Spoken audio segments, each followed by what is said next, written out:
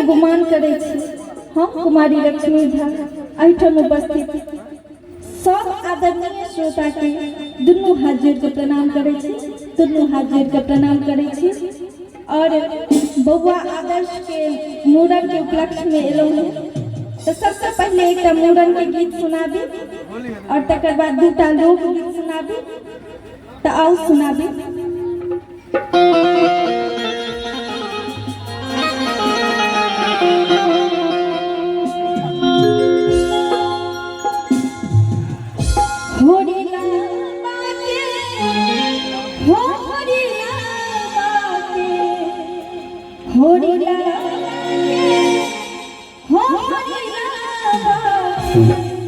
सर पे काले काले बाल होरी लबाके, सर पे काले काले बाल होरी लबाके, सर पे काले काले बाल होरी लबाके, सर पे काले काले बाल होरी लबाके,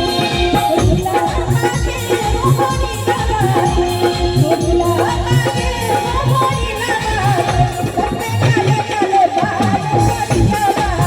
पे काले काले बाल होरी लबाके, सर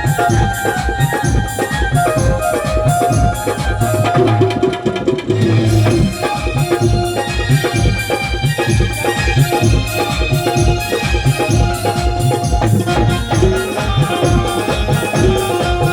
बाल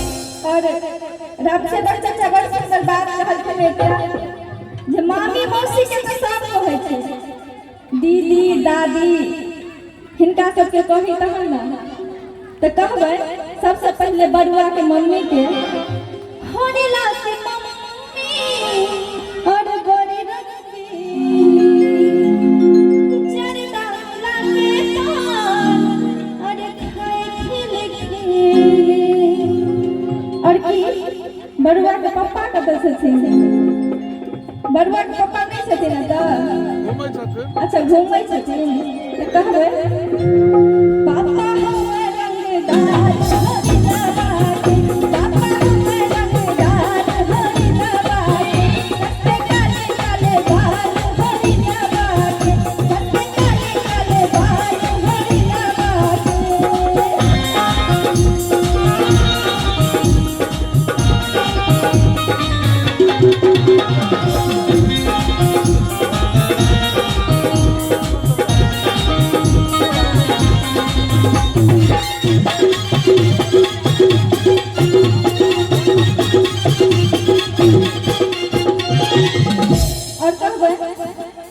होरी के दीदी के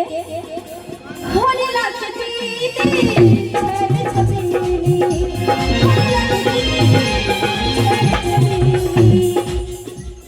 दीदियों सब तो नजर नहीं आबै छथिन बैसल छथिन ततेक दूर में जाकर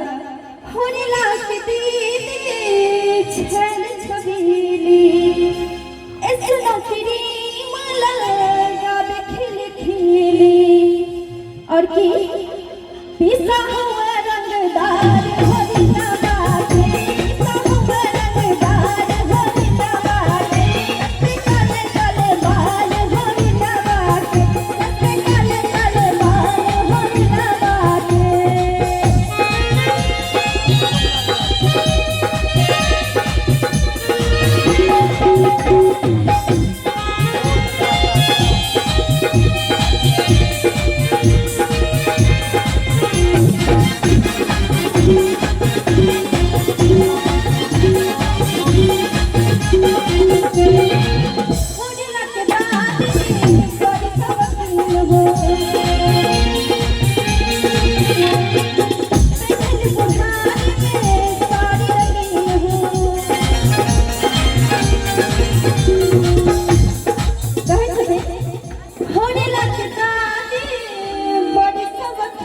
हो